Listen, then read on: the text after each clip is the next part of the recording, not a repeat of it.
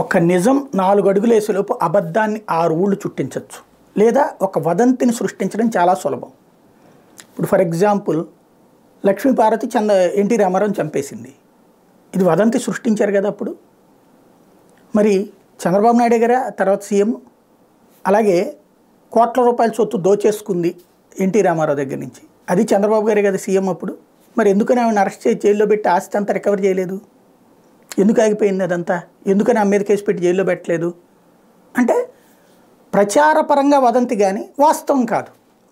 కానీ ఆ రోజు నుండి ఈ రోజు వరకు ఆవిడని ఒక విలన్గానే చూపించడంలో సక్సెస్ అయ్యాం. పత్రికల ద్వారా మనం ఏమైనా చేయొచ్చు అనడానికి సాక్ష్యం.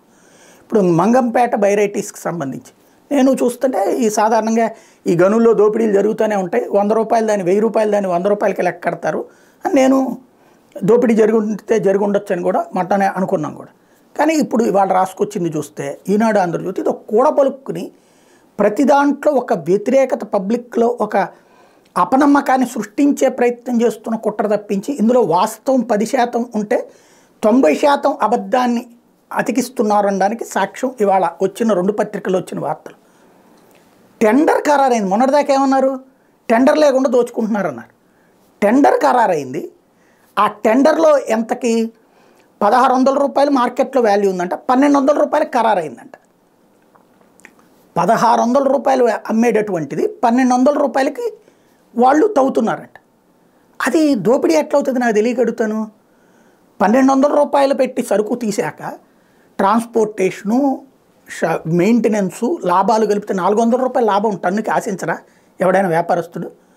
మామూలుగా దోపిడీ అంటే ఎట్లా ఉంటుందంటే, ఫర్ ఎగ్జాంపుల్ ఇసుక ఉంది, అక్కడ మనం దీంట్లో తీస్తాం అంటే అర్థమయ్యేలా చెప్పాలంటే, ఇది సరే దీంట్లో ఎవడో సూట్ కేసులు మోస్తాడు, సూట్ కేసులు ఇస్తాడనే ఎర్రదవలతో మాటల గురించి నేను ఎప్పుడు పట్టించుకోను. ఎందుకంటే వాడు అట్లా ఆ ఫీలింగ్తో ఆలోచించేటప్పుడు ప్రతి వార్త అట్లాగే అనిపిస్తుంది. కానీ నిజాలు సమాధి అవుతున్నప్పుడు ఎవడో ఒకడు వాగాలి కదా. వాగిన తర్వాత కనీసం ఆలోచన రావాలి కదా. లేకపోతే ఇంత అబద్ధాలతో ప్రపంచాన్ని నమ్మించుతా 24 గంటలు ఒక అబద్ధాలని ప్రచారంలోకి తీసుకొస్తూ ఉంటే ఇక్కడ అసలు పాయింట్ ఏంటి? ఇసుకలో ఉందనుకోండి, ఒక ట్రాక్టర్లో ఇసుకకి గవర్నమెంట్ లెక్క వచ్చేటప్పటికి ఒక 2000 రూపాయలు పడుతుంది. గవర్నమెంట్కి డబ్బులు 2000 రూపాయలు వెళ్ళాలి. మన ఇళ్ళ దగ్గరకు వచ్చేటప్పటికి 5000 రూపాయలు అవుతుంది. ఎందుకు? ట్రాక్టర్ వాడి ఛార్జ్. వాస్తవంగా అక్కడ 4000కి ఇవ్వచ్చు, కానీ 1000 రూపాయలు వాళ్ళు లాభం వేసుకుంటారు. అంటే 1000 రూపాయలు లాభం వేసుకుంటారు, 2000 లాభం వేసుకుంటారు. అదేమంటే మాకు అక్కడ ఏదైనా ట్రబుల్ వస్తాయి ట్రాక్టర్లను అందులోకి తీసుకెళ్ళినప్పుడు అంటారు. అది జెన్యూనా కాదనేది ఎవరిదోనో వాళ్ళు ఆలోచన. అట్లాగే లారీ ఇసుకైనా అది. అదే సందర్భంలో డబ్బులు ప్రభుత్వానికి ఇవ్వకుండా తవ్వుకుపోతారు.